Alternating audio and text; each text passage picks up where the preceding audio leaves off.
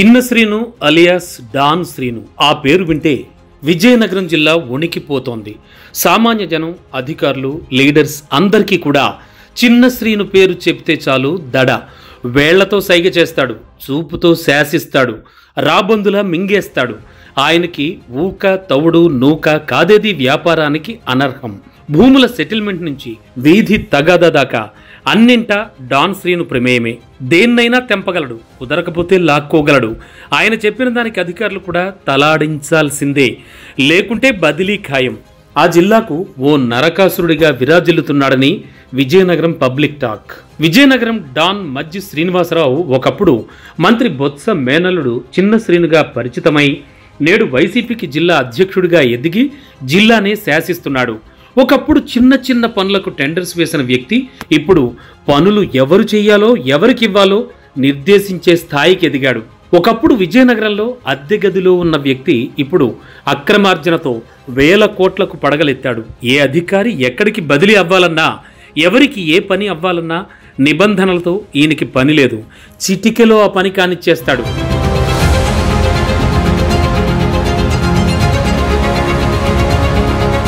మజ్జి Srinivasarao alias చిన్న శ్రీను 2004కి ముందు సాధారణ వ్యక్తి. ఈయన పేరు కూడా చాలా మందికి తెలీదు.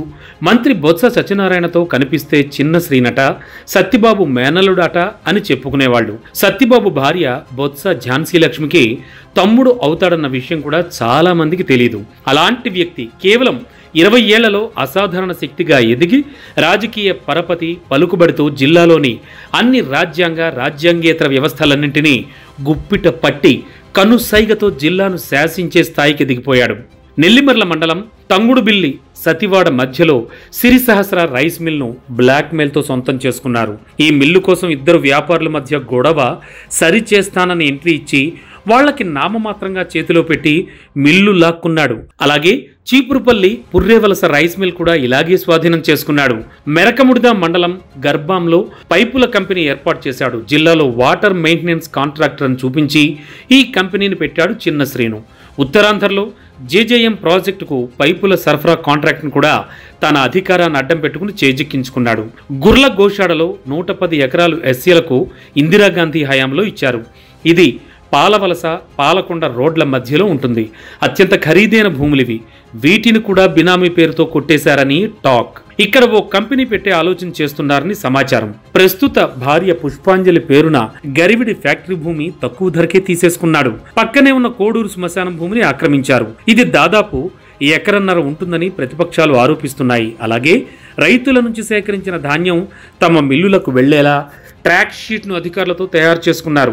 ఊక, తవుడు, నూక అన్నీ తన సొంతం చేసుకున్నారు. అలాగే డీసీబీ బ్యాంక్ భవనాలకు అద్దెకు ఈయన స్థలాలే కేటాయించేలా స్కెచ్ చేశాడు.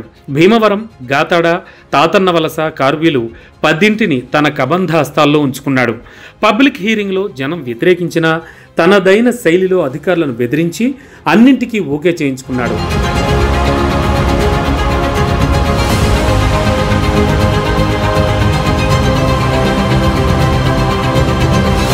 చిన్న శ్రీనుని విజయనగరం వాసులు ఓ నరకాసురుడిగానే అభివర్ణిస్తారు.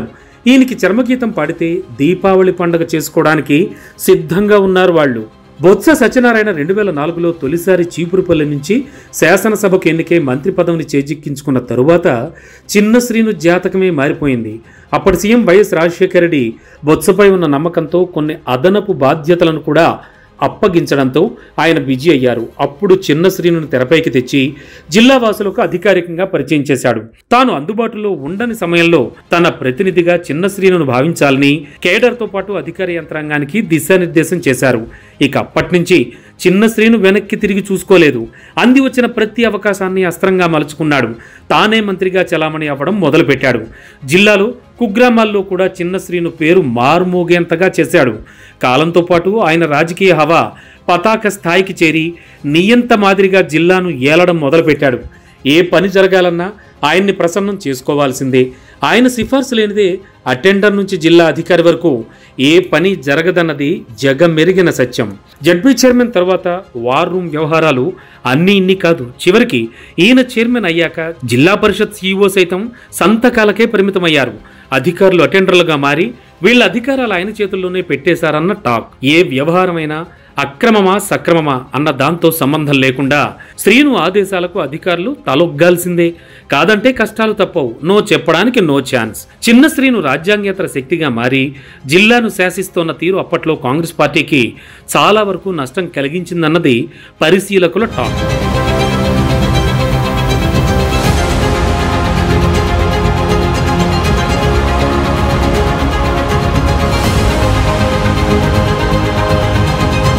అధికార దర్పంతో జిల్లాలో చిన్న శ్రీను పేట్రేగిపోతున్నారన్న చర్చ పార్టీ వర్గాల్లో బాగా నడుస్తోంది.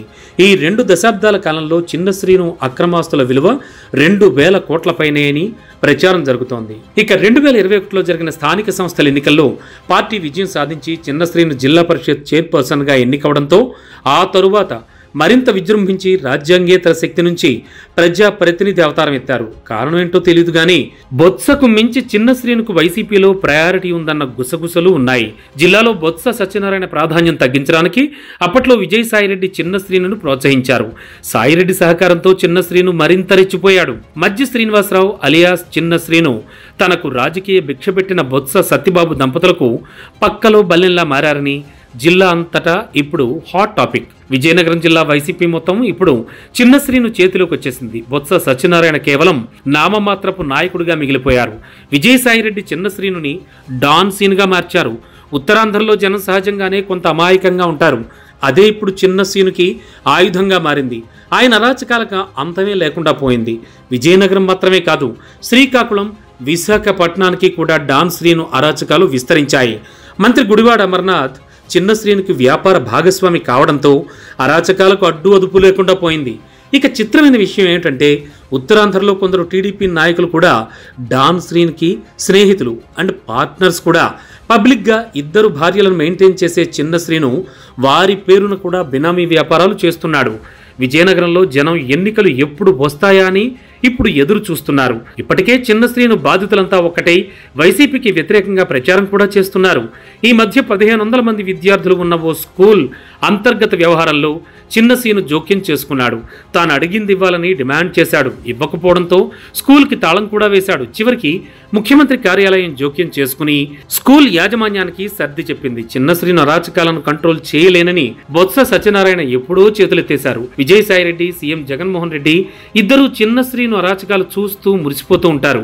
కానీ మరో 4 నెలల్లో పరిస్థితులు మరోలా ఉండబోతున్నాయి. కేవలం చిన్న శ్రీను కారణంగానే విజయనగరంలో వైసీపీ దారుణంగా ఓడిపోబోతోంది. 9 స్థానాల్లో కనీసం 7 స్థానాలు వైసీపీ నుంచి పోతాయని ఒక అంచనా. ఇదంతా డాన్ శ్రీను పుణ్యమే మరి.